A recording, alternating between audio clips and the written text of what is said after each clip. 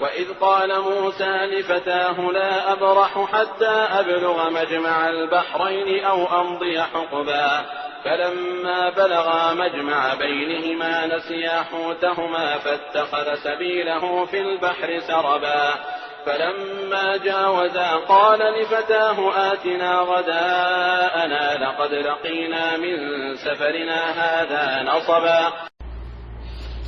السلام علیکم ورحمۃ اللہ وبرکاتہ. اعوذ باللہ من الشیطان الرجیم. بسم اللہ الرحمن الرحیم. وَإِذْ قَالَ مُوسَى لِفَتَاهُ لَا أَبْرَحُ حَتَّى أَبْلُغَ مجمع البحرين أو أمضي حقبا فلما بلغ مجمع بينهما نسيا حوتهما فاتخذ سبيله في البحر سربا فلما جاوز قال لفتاه آتنا غداءنا لقد لقينا من سفرنا هذا نصبا. وَإِذْ اور جب قال کہا موسیٰ علیہ السلام نے لفتاہ شاگرد اپنے سے لا ابرح میں نہ ہٹوں گا حتی یہاں تک کہ ابلغ پہنچوں مجمع ملنے کی جگہ بحرینی دو دریاؤں کے او یا خواہ امدیہ چلتا رہوں حقبہ برسوں مدت دراز تک. فلما پس جب بلغا پہنچے دونوں مجمع ملنے کے مقام بینہما دونوں کے درمیان نسیہ بھول گئے حوتہما مچھلی اپنی فاتخذا تو بنا لیا اس نے سبیلہ راستہ اپنا فی البحر دریا میں سربا سرنگ کی طرح. فلما پس جب جاوزا وہ آگے چلے قال کہا لفتاہ اپنے شاگرد سے آتینا لاؤ ہمارے پاس غداءنا دن کا کھانا ہمارا لقد لقینا البتہ پائی ہے ہم نے من سفرنا اپنے سفر سے ہاذا اس نصبا بہت تھکن تکلیف. نحمدہ ونصلی علی رسولہ الکریم. رب اشرح لی صدری ویسر لی امری واحلل عقدۃ من لسانی یفقہوا قولی. اللہم ارنا الحق حقا وارزقنا اتباعہ وارنا الباطل باطلا وارزقنا اجتنابہ. آمین یا رب العالمین. الحمدللہ اللہ تعالیٰ کا بے حد شکر احسان ہے کہ اس نے ہمیں یہ توفیق عطا فرمائی کہ ہم سورہ کہف کو پڑھنے سننے سمجھنے کی کوشش کر رہے ہیں الحمدللہ. اور اللہ تعالیٰ نے ہمیں یہاں تک پہنچایا. آج ہمارا سبق آیت نمبر 60 سے ہے انشاءاللہ تعالیٰ. اور یہاں سے جو واقعہ شروع ہوگا وہ ایک کہانی ہے. اور جیسا شروع میں پہلے بتایا تھا کہ اس کو مفسرین کرام نے 8 حصوں میں تقسیم کیا ہے. اس میں 4 خطبے ہیں اور 4 کہانیاں ہیں. تو آج انشاءاللہ تعالی ہمارا چھٹا حصہ شروع ہوگا کہ پہلا خطبہ تھا، پھر دوسری کہانی تھی اصحاب کہف کی، پھر تیسرا خطبہ تھا، پھر چوتھی کہانی تھی باغ والوں کی، پھر 5واں خطبہ تھا جو کہ طویل تھا اور اس میں آدم علیہ السلام کا تذکرہ بھی کیا گیا تھا. اور اس کے بعد چھٹا حصہ کہانی ہے موسیٰ اور خضر علیہ السلام کی، اور اس کے بعد میں بھی پھر کہانی ہے جو کہ ذوالقرنین کی ہے. اور پھر آخری اور 8واں حصہ پھر اس کا خطبہ ہوگا انشاءاللہ تعالی. اور یہود کے کہنے پر جو قریش نے آپ صلی اللہ علیہ وسلم سے سوال کیے تھے وہ انہی کہانیوں کے حوالے سے انہی کے بارے میں تھے. اور قریش جو تھے وہ تکبر کی وجہ سے ایمان نہیں لا رہے تھے، تو اس میں ان کو باغ والوں کی کہانی سنائی گئی کہ تمہارے تکبر کی وجہ سے کہیں تم اس باغ والے کی طرح عذاب کا شکار نہ ہو جانا. اور یہ کہانی جو ہے یہود کے بارے میں ہے، اور ان کو بتایا گیا ہے کہ تم کون ہو اور کس کے فالوورز ہو اور تمہارے رسول کون تھے، کیسے تھے، اور ان کا طرز عمل کیا تھا، تو اس میں ان کے بارے میں بتایا گیا ہے۔ کہانیاں جو ہیں وہ انسان کے اوپر بہت ہی گہرا اثر ڈالتی ہیں، اور ہر ایج گروپ کے اوپر اس کا اثر ہوتا ہے، یعنی بچے سے لے کے بوڑھے تک۔ آج دیکھیں جو دیکھ رہے ہوتے ہیں لوگ غلط چیزیں یہ ہیں وہ، جیسے کہ ڈرامے، فلمیں وغیرہ، اس میں کیا ہوتا ہے، اس میں بھی تو جھوٹی کہانیاں ہوتی ہیں، اور دیکھ دیکھ کے یعنی بڑی عمر تک کے لوگ ان چیزوں کو دیکھ کے، حالانکہ جھوٹ ہوتا ہے، رو رہے ہوتے ہیں بہت زیادہ اور پریشان ہو رہے ہوتے ہیں، اور جو جس طریقے سے لوگ ان کو پیش کرتے ہیں اس انداز سے، اور وہ اس میں سوائے جھوٹ کے اور کچھ نہیں ہوتا، اس کو پتہ ہونے کے باوجود کہ یہ تمام جھوٹ ہے، اس کے بعد میں بھی اس کہانیوں پر رو رہے دھو رہے ہوتے ہیں۔ تو کہانی جو ہے وہ ہر ایک انسان کے اوپر اثر انداز ہوتی ہے، ہر ایج گروپ کے۔ یہ نہیں کہہ سکتے کہ صرف بچے ہی اس میں دلچسپی لیتے ہیں، بڑے بڑے تک اس میں دلچسپی لیتے ہیں اور وہ اس کو غور سے سنتے ہیں اور ان کے اوپر اثر بھی ہوتا ہے۔ تو علماء کرام کہتے ہیں کہ کوئی بھی کہانی اس وقت بہترین ہوتی ہے جب اس کے اندر 4 چیزیں پائی جاتی ہوں۔ نمبر 1 علم، یعنی اس میں علم جو ہے وہ صحیح ہونا چاہیے اور علمی بات اور صحیح بات ہو، اور نمبر 2 جو ہے صدق، یعنی سچائی ہو، اس میں صحیح حقائق جو ہیں وہ بیان کیے گئے ہوں، اور پھر نمبر 3 فصاحت اور بلاغت ہو اس کے اندر، نمبر 4 ارادہ خیر کا ہو، یعنی کہ اس سے بگاڑ اور فساد کے لیے نہیں ہو بلکہ لوگوں کی رہنمائی کا ذریعہ بنے، تو وہ پھر بہترین کہانی ہوتی ہے۔ تو یہاں پر کہانیاں بھی سنائی گئیں اور اس میں ان کی خرابیاں بھی بتائی گئیں، اور پھر اصلاح کا طریقہ بھی دے دیا گیا کہ کس طریقے سے اپنی خرابیوں کو دور کیا جائے۔ تو یہاں پر اللہ تعالیٰ نے فرمایا وَإِذْ قَالَ مُوسَى لِفَتَاهُ لَا أَبْرَحُ حَتَّى أَبْلُغَ مَجْمَعَ الْبَحْرَيْنِ أَوْ أَمْضِيَ حُقُبًا، اور جب موسیٰ علیہ السلام نے اپنے شاگرد سے کہا کہ جب تک میں 2 دریاؤں کے ملنے کی جگہ نہ پہنچ جاؤں ہٹنے کا نہیں، خواہ برسوں چلتا رہوں۔ تو ہم یہ دیکھیں گے کہ موسیٰ علیہ السلام اور خضر علیہ السلام کا یہ قصہ 15ویں سپارے سے شروع ہو کر 16ویں سپارے تک آیت نمبر 82 تک چلے گا، یعنی 60 سے لے کر 82 تک یہ واقعہ بیان کیا گیا ہے۔ تو یہاں پر اللہ تعالیٰ نے فرمایا موسیٰ علیہ السلام کے حوالے سے وَإِذْ قَالَ، جب کہا، یعنی وہ وقت یاد کرو جب یعنی کہانی کی ابتدا کی جا رہی ہے اور بتایا جا رہا ہے یہاں سے۔ تو پہلے ہم موسیٰ علیہ السلام کے حوالے سے دیکھتے ہیں، کیونکہ یہود نے یہ سوال کروایا تھا اور ان کے کہنے سے قریش نے آپ صلی اللہ علیہ وسلم سے یہ سوال کیا تھا، تو دونوں کو یہاں پر بتایا گیا اس سوال کا جواب دے کر ان کے رسول کے بارے میں جس کو کہ وہ مانتے تھے، ان کی یہاں پر تفصیل دی گئی، اور یہ ان کی کتابوں میں موجود نہیں ہے، یہ جو یہاں پر بتایا گیا ڈیٹیل سے ان کا قصہ۔ اور ہم یہ بھی دیکھتے ہیں کہ قرآن کریم میں موسیٰ علیہ السلام کا بہت زیادہ تذکرہ آیا ہے، یعنی کثرت سے ان کا ذکر ہے، مگر اس طریقے کا ذکر جو اس صورت میں کیا گیا ہے وہ اور کہیں قرآن میں ہمیں نہیں ملتا۔ زیادہ تر فرعون کے حوالے سے ملتا ہے اور اس کے ساتھ ڈائیلاگ ملتے ہیں کہ اس سے کس طریقے سے بات چیت ہوئی اور کس طرح سے موسیٰ علیہ السلام کے جو بہترین تقاریر ہیں یا ان کے جواب ہیں وہ، اور فرعون کی باتیں بیتوکی وہ سب نقل کی گئی ہیں۔ تو اصل میں یہاں پر یہود کو بتایا گیا کہ جن کو تم مانتے ہو تو ان کی سنت دیکھو ذرا، ان کو علم کی کیسی طلب تھی، کیسی تڑپ تھی کہ انہوں نے یہ نہیں دیکھا کہ مجھے علم کون دے رہا ہے، جیسے کہ یہود دیکھ رہے تھے کہ یہ آپ صلی اللہ علیہ وسلم علم دے رہے ہیں تو وہ لینے کو تیار نہیں تھے۔ تو یہاں پر یہ بتایا گیا کہ تمہارے نبی کی سنت کیا ہے کہ انہوں نے یہ نہیں دیکھا کہ مجھے علم کون دے رہا ہے، انہوں نے اللہ کی بات مانی کہ تم سے بھی زیادہ علم والا کوئی بندہ ہے، فوراً وہاں پر چلے گئے اور اپنے آپ کو علم حاصل کرنے کے لیے جھکا دیا انہوں نے۔ وہ کبر سے پاک تھے، کیوں کیا ایسا کہ وہ کبر سے پاک تھے، ان میں تکبر نہیں تھا، اپنی بڑائی کا کوئی گھمنڈ نہیں تھا ان کے اندر، جبکہ یہود کے اندر یہ بہت زیادہ تھا۔ وہ اپنے آپ کو چوزن پیپل کہتے تھے، چنے ہوئے انسان کہتے تھے، اور اپنے آپ کو لاڈلے بندے کہتے تھے، اور سارے نبی کہتے تھے ہمارے اندر آئے ہیں اس لیے ہم جو ہیں ایک گولڈن چین سے ہیں اور ہم جو ہیں قریش کے بتائے ہوئے نبی پر ایمان نہیں کیسے لائیں یا ان کو کیسے مان لیں، اور جبکہ یہ قریش تو چوزن پیپل بھی نہیں ہیں۔ تو ہم ان کو نہیں مان سکتے.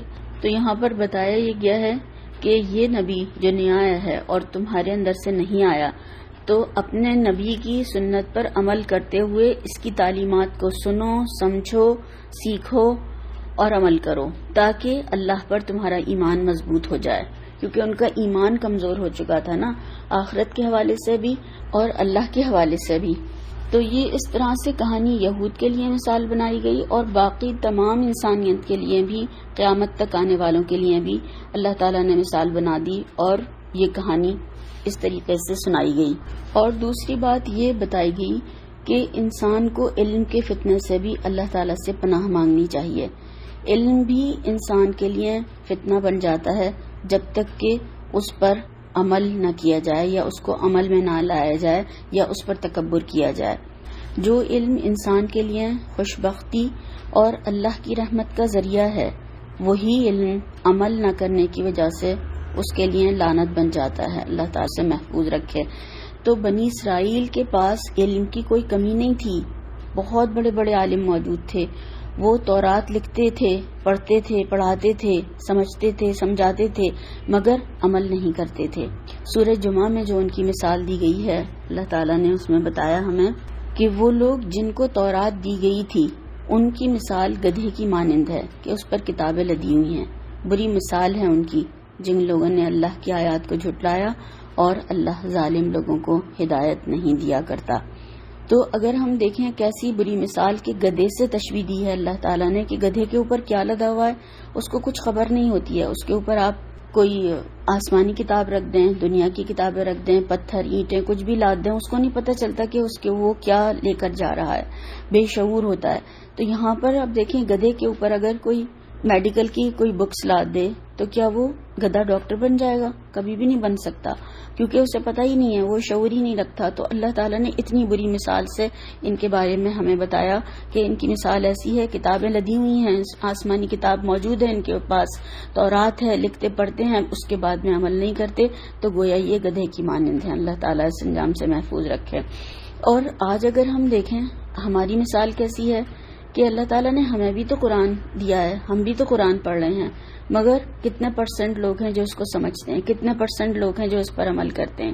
تو جو نہیں سمجھتے، نہیں اس کو اس طریقے سے پڑھتے جس طرح سے اللہ نے ہمیں حکم دیا ہے، تو پھر ہم مومن نہیں بن سکتے ہیں. کیسے بنیں گے مومن جب ہم وہ کام ہی نہیں کر رہے جس کا اللہ نے ہمیں حکم دیا ہے.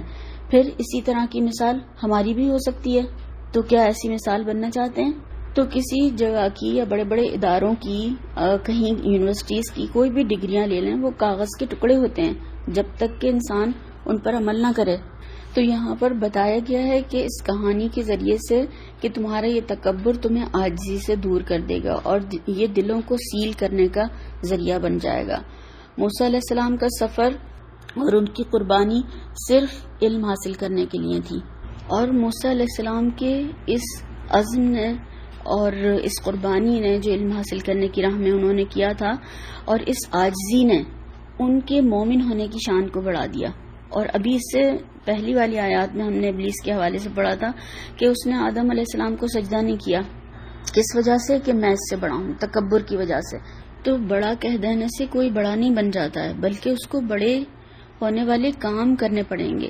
اب جیسے کہ ہم دیکھیں مثال جو ہمارے سامنے کتنی بہترین ہے. آپ صلی اللہ علیہ وسلم انبیاء کرام میں سب سے آخر میں آئے، سب سے چھوٹے ایک طریقے سے دیکھا جائے، اور سب سے بڑے کہ تمام انبیاء کی امامت فرمائی، اور سب سے زیادہ عزت اور شرف والے، اور سب سے زیادہ علم والے بھی، اور سب سے زیادہ بلند مرتبے والے بھی کہ مقام وسیلہ آپ صلی اللہ علیہ وسلم کو عطا فرمائے گا اللہ تعالیٰ. تو یہ بڑا کہہ دینے سے کوئی بڑا نہیں بن جاتا، بلکہ اس کو پھر وہ کام کرنے ہوتے ہیں، وہ عمل کرنے ہوتے ہیں، جب پھر اللہ تعالیٰ اس کو وہ مرتبہ دیتا ہے اور عاجزی اختیار کرنی ہوتی ہے، تکبر نہیں کرنا ہوتا، تب پھر انسان کو اللہ تعالیٰ وہ بلندی عطا فرماتے ہیں. امام بخاری رحم اللہ کہتے ہیں کہ موسیٰ علیہ السلام وہ پہلے شخص تھے جنہوں نے علم حاصل کرنے کے لیے سفر اختیار کیا تھا، اور اس کے بعد سے پھر ہم دیکھیں تو اسکالر تمام جو ہیں انہوں نے علم حاصل کرنے کے لیے سفر کیے، اور یہ موسیٰ علیہ السلام کی ہی سنت زندہ کی ہے سب لوگوں نے. تو قرآن میں سب سے زیادہ یعنی کثرت سے ان کا ذکر ہے. اولو العزم پیغمبروں میں سے ہیں, جلیل القدر پیغمبر ہیں, اور آپ صلی اللہ علیہ وسلم کی امت کی کثرت سب سے زیادہ ہوگی, اور اس کے بعد میں موسیٰ علیہ السلام کا نمبر ہے کہ ان کی امت اس کے بعد میں ہوگی. اور باقی کے جو انبیاء کرام بتائے گئے کہ ان کے ساتھ تو ایک ایک دو دو کسی پیغمبر کے ساتھ تو ایک ایک ہی صرف انسان ہوگا جو ان کو ماننے والا ہوگا ان کی امت میں. تو یہ ان کی خصوصیت تھی کہ اللہ تعالیٰ نے ان سے کلام کیا, اور یہ ایک دو دفعہ کی بات نہیں تھی بلکہ بارہا اللہ تعالیٰ نے ان سے کلام کیا. یعنی بیچ میں پردہ یا ایک آڑ ہوتی تھی, ایک حجاب, اور اس میں سے اللہ تعالیٰ ان سے ڈائریکٹ بات کرتے تھے. تو اللہ تعالیٰ کے پسندیدہ اور محبوب بندے تھے. اللہ تعالیٰ نے خود لکھی ہوئی تورات کی تختیاں 40 شبانہ روز کے لیے طور پر بلا کر عطا فرمائیں. یہ ان کا اتنا بڑا مقام, منزلت اور مرتبہ تھا, مگر انہوں نے اس پر کوئی تکبر نہیں کیا. جب ان سے کہا گیا کہ کسی اجنبی اور اننون شخص کے پاس جائیے جسے آپ جانتے بھی نہیں ہیں, اس سے علم حاصل کیجیے جا کر, تو کوئی سوال جواب نہیں کیے, کوئی حجت بازیاں نہیں کی, کوئی بحثوں باعثہ نہیں کیا. اتنا بڑا مقام تو مجھے دے رکھا ہے, اور جن کے پاس میں جا رہا ہوں ان کو تو میں جانتا بھی نہیں ہوں, اور تو نے اتنا بڑا مقام تو مجھے دے رکھا ہے کہ مجھ سے بات کرتا ہے, تو میں کیوں ایسے اننون شخص سے جا کے علم حاصل کروں, آپ ہی سکھا دیجیے مجھے. پوری عاجزی اور شوق کے ساتھ میں اور مصمم ارادہ کر کے وہاں پر گئے, اور یہ نہیں کہا ان سے جا کر کہ لو آ گیا اب میں موسیٰ اللہ کا پیغمبر, اللہ نے مجھے بھیجا ہے تمہارے پاس, خود چل کے آ گیا ہوں, اب مجھے بتاؤ جو تم جانتے ہو, اب مجھے سکھاؤ. وہ بھی ایک بہت سادہ سے شخص تھے جن کے پاس اللہ نے بھیجا تھا. تو اس میں سبق یہ ملتا ہے کہ یہ نہیں دیکھا جاتا کہ کون علم دے رہا ہے. کہا یہ گیا ہے یہ مت دیکھو کون کہہ رہا ہے, بلکہ یہ دیکھو کہ کیا کہہ رہا ہے. جب انسان اس پہ فوکس کرتا ہے کہ کیا کہہ رہا ہے, کس کی بات کر رہا ہے, یہ اللہ کا کلام, اللہ کی بات, تو پھر وہ یہ نہیں دیکھتا کہ کون کہہ رہا ہے. وہ صحیح بات دیکھتا ہے کہ یہ صحیح چیز ہے, صحیح احادیث ہیں, اللہ تعالیٰ کی بات ہے, اللہ کا کلام ہے, تو وہ سننے کے لیے تیار ہو جاتا ہے. وہ یہ نہیں دیکھتا کہ یہ کون شخص ہے جو کہہ رہا ہے. جب بھی پھر انسان کو علم حاصل ہو سکتا ہے. جب تک وہ یہ دیکھتا رہے گا کہ مجھ سے چھوٹا ہے کہ بڑا ہے, یا مرتبے میں کیسا ہے, یا پھر کون ہے, تو وہ پھر علم حاصل نہیں کر سکتا. وہ پھر تکبر ہوتا ہے اور وہ شیطان کا راستہ ہے. یہاں پر ہم دیکھ رہے ہیں یہ کہانی جو ہے بیچ سے شروع ہوئی ہے. یاد کرو جب موسیٰ علیہ السلام اپنے خادم کے ساتھ میں ایک ارادہ کر کے نکلے, تو بعض کہانیاں قرآن میں آتی ہیں تو وہ شروع سے آتی ہیں, بعض آخر سے شروع کی گئی ہیں, اور بعض درمیان سے شروع ہوتی ہیں. تو موسیٰ علیہ السلام اپنے خادم کے ساتھ میں مدتوں چلنے کا ارادہ کر کے وہاں سے نکلے, اور ان کو 2 دریاؤں کے سنگم پر جانے کے لیے کہا گیا. آج اگر ہم دیکھیں تو کہانیاں یا جو بھی ڈرامے وغیرہ ہیں, فلمیں ہیں, موویز ہیں, اور ایڈ وغیرہ بھی ہیں, وہ بیچ میں کہیں ایک سین سے شروع کیے جاتے ہیں. تو یہ دیکھیں کہ یہ بھی انہوں نے ٹیکنیک قرآن کریم سے ہی لی ہے. اور گریک میتھولوجی میں کہا جاتا ہے کہ ان کی جو موویز ہیں یا ان کی جو بنائی ہوئی جو پکچرز وغیرہ ہیں, تو وہ اگر دیکھے کوئی حدیث اور قرآن پڑھنے والا تو وہ فوراً سمجھ جائے گا کہ یہ ساری چیزیں قرآن سے لی گئی ہیں. اور آج مارکیٹنگ کی ٹیکنیک جو ہے, بہترین ٹیکنیک یہ بتائی جاتی ہے کہ کوئی بھی ایڈ بیچ میں سے شروع کیا جائے. تو یہاں پر دیکھیں کہ اللہ تعالیٰ نے اس کہانی کو کہاں سے بیچ میں سے شروع کیا ہے. اور اس کہانی میں 3 مین کیریکٹر ہیں. ایک موسیٰ علیہ السلام, دوسرے ان کے جو شاگرد تھے یوشع بن نون, اور تیسرے ہیں خضر علیہ السلام. خضر علیہ السلام اور یوشع بن نون کا نام قرآن میں نہیں آتا, بلکہ ان کو فتح کہا گیا ہے اور ان کو ایک بندہ کہا گیا ہے. اب ہم یوشع بن نون کے حوالے سے دیکھتے ہیں. یہاں پر فتح جو لفظ آیا ہے اس کے بارے میں آتا ہے, غلام کے بارے میں بھی آتا ہے, نوجوان کے بارے میں بھی, اور یہاں ان کے شاگرد کے حوالے سے بات کی گئی ہے. اور فتح ایک بالغ اور عاقل شخص کو, یعنی 17+ بچے کو, لڑکے کو کہا جاتا ہے, اڈلٹ جو عاقل اور بالغ ہو. تو یوشع جو ان کا نام ہمیں احادیث میں ملتا ہے, روایات میں ان کا نام ہمیں ملتا ہے کہ ان کے شاگرد بھی تھے اور وہ ان کے خادم بھی تھے.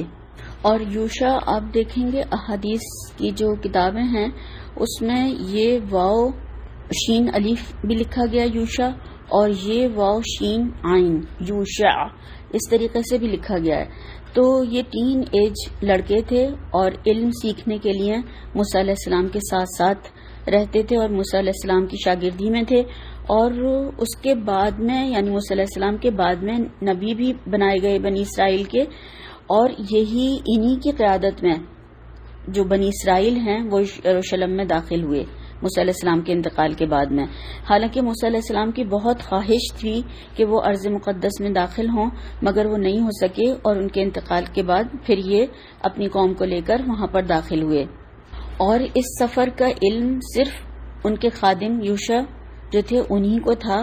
انہوں نے ان پر ظاہر کیا اپنے اس سفر کے حوالے سے کہ میں مدت تو چلوں گا، ارادہ کر کے نکلیں، اور اس کے بارے میں اور کسی کو خبر نہیں تھی۔ اسی لیے بنی اسرائیل ان کے اس سفر کو کہتے ہیں کہ یہ وہ موسیٰ نہیں تھے اور یہ کوئی اور موسیٰ تھے، اور ان کو بتا کر یہ اپنے ساتھ میں سفر پر لے کر گئے۔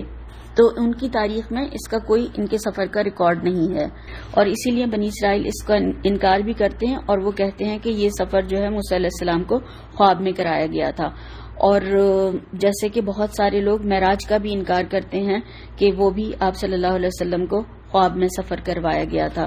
تو ماننے والے مانتے ہیں اور انکار کرنے والے انکار کر دیتے ہیں، تو ان کے انکار کرنے سے کچھ حاصل نہیں ہو سکتا۔ جو حقیقت ہے وہ حقیقت ہی رہے گی۔ اور یہ واقعہ موسیٰ علیہ السلام کے ساتھ کب اور کہاں پیش آیا، تو اس کے بارے میں جو آراء پائی جاتی ہیں اس میں یہ بھی ہے کہ یہ موسیٰ علیہ السلام کی نبوت کے ابتدائی دور میں ان کو یہ مشاہدہ کرایا گیا، کیونکہ آغاز نبوت میں ہی انبیاء علیہ السلام کو تعلیم و تربیت کی ضرورت ہوتی تھی، اور اس طریقے سے اللہ تعالیٰ ان کو مشاہدات کرواتا تھا۔ دوسری رائے یہ ہے کہ حضرت موسیٰ علیہ السلام کو ان مشاہدات کی ضرورت اس زمانے میں پیش آئی جبکہ بنی اسرائیل کو اسی طرح کے حالات سے سابقہ پیش آ رہا تھا جس طرح سے مسلمان مکہ معظمہ میں دوچار ہو رہے تھے۔ اور کہا یہ جاتا ہے کہ یہ حضرت موسیٰ علیہ السلام کا سفر سوڈان کی جانب تھا، اور مجمع بحرین سے مراد وہ مقام ہے جہاں موجودہ شہر خرطوم کے قریب دریائے نیل کی دو شاخیں بحر ابیض اور بحر ازرق آ کر ملتی ہیں۔ اور یہ بھی بتایا جاتا ہے کہ موسیٰ علیہ السلام نے اپنی پوری زندگی ان علاقوں کے درمیان میں گزاری، اور اس ایک مقام کے سوا اور کوئی مجمع بحرین ان کی زندگی میں نہیں پایا جاتا۔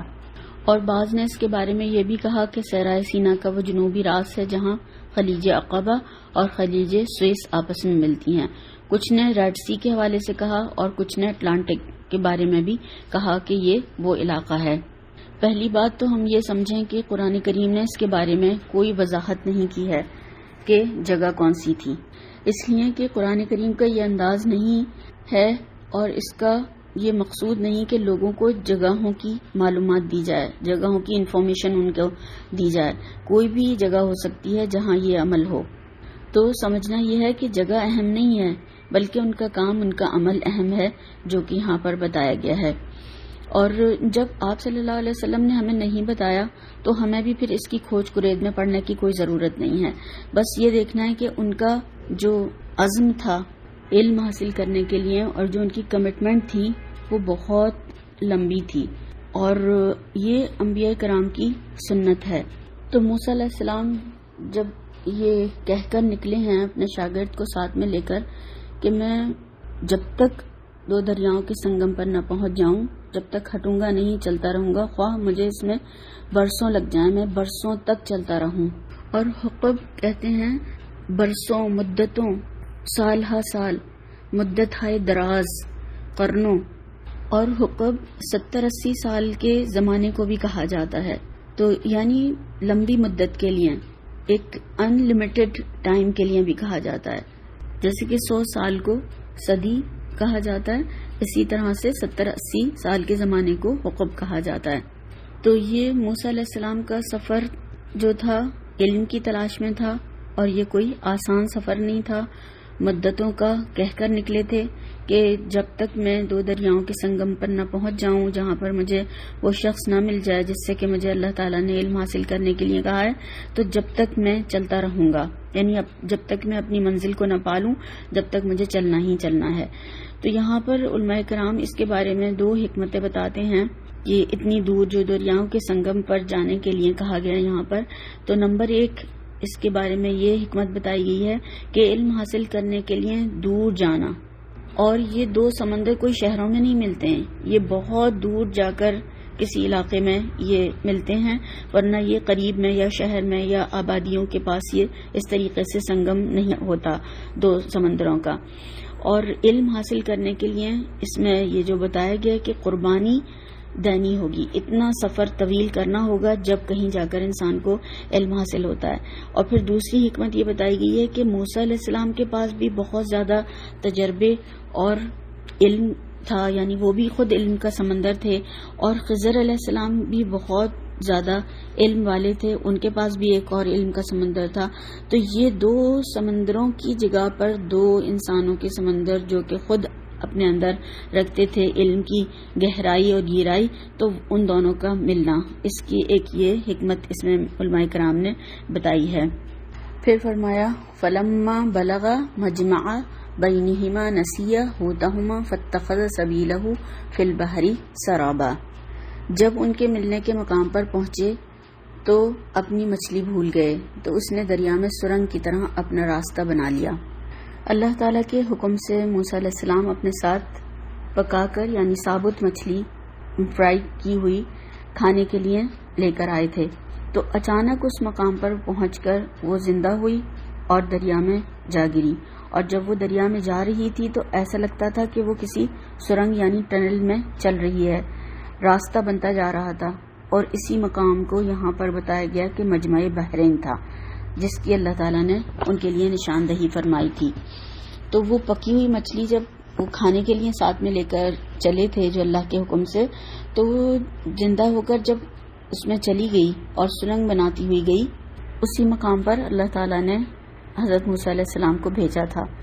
نسیہ ہوتہما، وہ دونوں بھول گئے، اور یہاں پر دیکھیں دونوں کی بات کی گئی ہے، دونوں ہی بھول گئے۔ اللہ تعالیٰ نے فرمایا موسیٰ علیہ السلام پوچھنا بھول گئے کہا جاتا ہے، اور یوشع علیہ السلام جو تھے، یوشع بن نون جو تھے، وہ بتانا بھول گئے کہ وہ مچھلی اس طریقے سے پانی میں چلی گئی ہے۔ اور ہوت کہتے ہیں بڑے سائز کی مچھلی کو، اور چھوٹی مچھلی کو ہوت نہیں کہا جاتا، سمک کہا جاتا ہے۔ تو یہاں پر وہ بڑے سائز کی مچھلی تھی، اور وہ جو ساتھ میں لائے بھی تھے، کھا بھی رہے تھے اسی میں سے، مسالہ لگی ہوئی وہ فرائی کی ہوئی مچھلی تھی، اور وہ پھر اس طریقے سے اپنی مچھلی سے غافل ہوئے اور وہ مچھلی پانی میں چلی گئی۔ اب دیکھیں دونوں ایک نبی تھے اور ایک نبی بنائے جانے والے تھے، دونوں بھول گئے۔ دوسرے بھی یعنی منتخب شدہ تھے، پورے بنی اسرائیل میں سے وہ واحد شخص تھے جو کہ حضرت موسیٰ علیہ السلام کی شاگردی کے لیے اللہ تعالیٰ نے جن کو چنا تھا، وہ بھی کوئی معمولی شخص نہیں تھے، تو وہ بھی بھول گئے۔ اور ہم دیکھیں ہمارے لیے کتنا بڑا اس میں سبق ہے کہ اگر ہم بھول جاتے ہیں یا کوئی زیادہ بھول جاتا ہے یا کوئی کم کسی کو بھول ہوتی ہے، تو لوگ کس قدر اس کو ذلیل کر کے رکھ دیتے ہیں، اتنی تذلیل کرتے ہیں، اتنی تذلیل کرتے ہیں، اتنی بے عزتی کرتے ہیں کہ وہ انسان ذہنی مریض بن جاتا ہے، اس کو ذہنی مریض بنا کر چھوڑتے ہیں طنز اور تانے دے دے کر۔ ہر وقت جب اسے اسی کے تانے دیے جائیں گے تو پھر انسان دماغی طور پہ بیکار ہو جاتا ہے، وہ کہتا ہے میں تو ہوں یا صحیح، اور پھر وہ اور بیکار ہوتا چلا جاتا ہے۔ تو یہاں پر 2 نبی کے حوالے سے اللہ تعالیٰ نے ایک نبی اور ایک بنائے جانے والے دونوں کے بارے میں کہا کہ وہ دونوں بھولے، اور آدم علیہ السلام کے حوالے سے بھی ہم نے کہا کہ اللہ تعالیٰ نے فرمایا قرآن کریم میں کہ ہم نے ان میں عزم کی کمی پائی اور وہ بھولے اور انہوں نے درخت کا پھل کھایا۔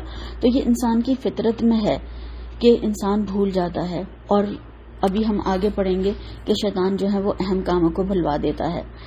تو یعنی اتنا پھر برا معاملہ کرنا، بد اخلاقی کرنا، یہ کسی طرح سے بھی جائز نہیں ہے انسان کے لیے کہ کسی کی اس طرح سے تذلیل کی جائے۔ پھر یہاں پر جو فرمایا کہ اس نے دریا میں سرنگ کی طرح سے راستہ بنایا اور وہ وہاں پر چلی گئی، تو اس سرنگ پر اور اس راستے پر ان کو بہت تعجب ہوا۔ پھر فرمایا فلما جاوز قال لفتاه آتنا غداءنا لقد لقينا من سفرنا هذا نصبا، جب آگے چلے تو موسیٰ علیہ السلام نے اپنے شاگرد سے کہا کہ ہمارے لیے کھانا لاؤ، اس سفر سے ہم کو بہت تھکان ہو گئی۔ موسیٰ علیہ السلام نے اپنے شاگرد سے کہا کہ لاؤ ہمارا کھانا، اس سفر میں ہم تو بری طرح سے تھک گئے ہیں۔ یہاں پر اللہ تعالیٰ نے بیچ کی کہانی نہیں بتائی کہ وہ کیسے گڑھے میں گئی زندہ ہو کر اور کیا ہوا. تھوڑی دیر کے لیے یہ اپنی تھکن اتارنے کے لیے لیٹے تھے وہاں پر ایک چٹان کے پاس. یوشع جو تھے وہ شاگرد وہ جلدی جاگ گئے اور انہوں نے وہ روسٹڈ مچھلی جو تھی ان کے پاس وہ زندہ ہو کر پانی میں جاتی ہوئی دیکھی. اور جب موسیٰ علیہ السلام اٹھے تو یہ دونوں اپنا سامان اٹھا کے آگے چلنے لگے اور ان کو سفر کرتے ہوئے پورا دن پوری رات گزر گئی. اگلے دن کی صبح موسیٰ علیہ السلام کہتے ہیں کہ لاؤ ہمارا ناشتہ لاؤ، ہم تھک گئے اب کچھ کھانا کھائیں گے. تو اس کے بارے میں آتا ہے کہ اس مقام کے گزر جانے کے بعد میں موسیٰ علیہ السلام کو تھکن لاحق ہوئی، یعنی اس سے پہلے موسیٰ علیہ السلام کو تھکن لاحق نہیں ہوئی تھی.